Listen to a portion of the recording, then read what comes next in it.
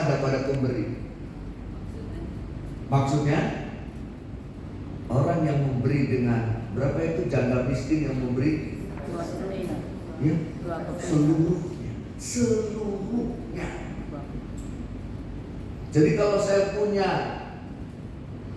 gunung isi uranium, ya, kalau saya kenal kan Pak Edson ya, namanya Pak Edson ya. Kalau saya punya gunung isi uranium, saya kasih 1 M, kecil, kan gitu ya. Bukan apa yang kita berikan, jumlah yang kita berikan, tapi apa yang ada pada kita. Kalau saya dapat penghasilan 1 bulan 5 juta, saya kasih 2 juta, itu gede, ya kan? Dibanding tapi punya gunung uranium. Bukan apa yang kita beri, tapi apa yang masih ada pada kita. Nah itu diajak untuk belajar percaya. Sekali lagi ini kalimat saya ya Bapak Ibu, lewat refleksi saya di janda miskin yang memberikan tadi 2 peser. Tapi itu seluruhnya kan jadi gede banget itu. Nominalnya kecil, tapi nilainya besar. Saya waktu masa pandemi itu di tempat kami kan ada pelayanan diakonia.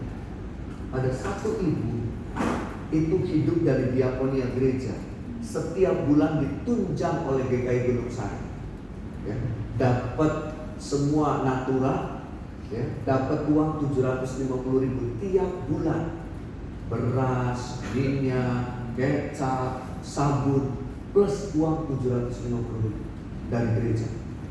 Saya lagi mimpin kebaktian, lalu security bilang, Pak Iman ada yang mau ketemu. Siapa? Ibu itu. Ibu itu datang bawa tas kresek warna hitam. Lalu dia ketemu saya, Pak, saya mau kasih persembahan buat gereja. Bapak Ibu dihitung isinya 20 juta. Ini anggota diakonia, di GKI Gunung Sari. Itu sebabnya kami bikin ini jadi sebuah legacy. Kami bikin drama bagaimana soal mempersembahkan. Dihitung isinya 20 juta. Saya bilang, Bu, ini uang siapa? Uang saya, Pak. Kenapa Ibu kasih? Ini persembahan saya buat gereja. Ibu dapat dari mana? Maaf ya, dia hidup dari tunjangan kami. Dia bilang, saya udah tua, Pak. Rumah saya jual, laku 250 juta. Itu sebabnya saya ambil 20 juta buat gereja. Ibu perlu nggak? Perlu. Siapa yang nggak perlu uang? Tapi ini saya kasih buat Tuhan. Lalu ibu gimana? Ya udah, saya masih punya uang, masukkan saya di panti ledan dengan uang sisa saya. Luar biasa. Nah itu menurut saya besar sekali nilainya. Ya. Mungkin ada pengusaha kaya raya yang setiap kali ngasih persembahan tiap bulan mungkin ukurannya segitu. Tapi ini jadi besar. Nah, oleh karenanya saya bikin kalimat ini. Ukuran persembahan kita bukanlah berapa besar yang diberikan, tapi berapa besar yang masih sisa yang ada pada pemberi. Persembahan itu soal kerelaan. Persembahan itu soal kesungguhan hati. Next. Nah, ada satu kalimatnya Martin Luther, kok tertinggal? Coba dicari. Ada kalimatnya Martin Luther. Ada nggak? Habis ini masih ada. Nah ini saya mengutip aja loh dari Martin Luther.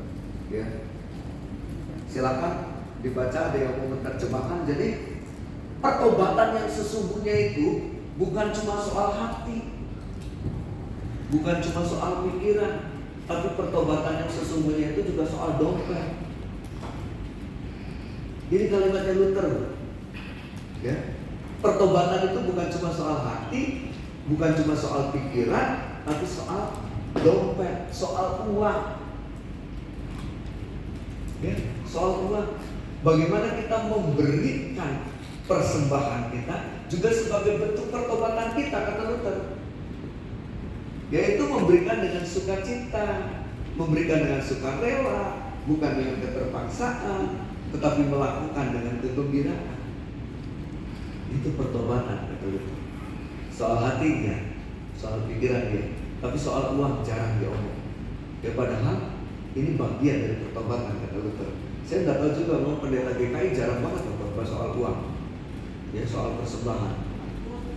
Takut ya, takut dicela. Ini saya diprovokasi Gutiur aja ngomongin persembahan, ngomongin soal uang. Jadi ini loh, ini bentuk dari sebuah pertobatan yang utuh, kata Luther.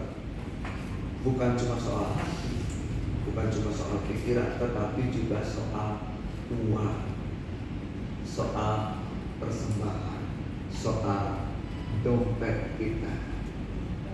Demikian Bapak Ibu sharing saya. Terima kasih, Tuhan Yesus memberkati. Saya kembalikan ke Butiur atau siapa? Bu, Ibu yang di sini ya?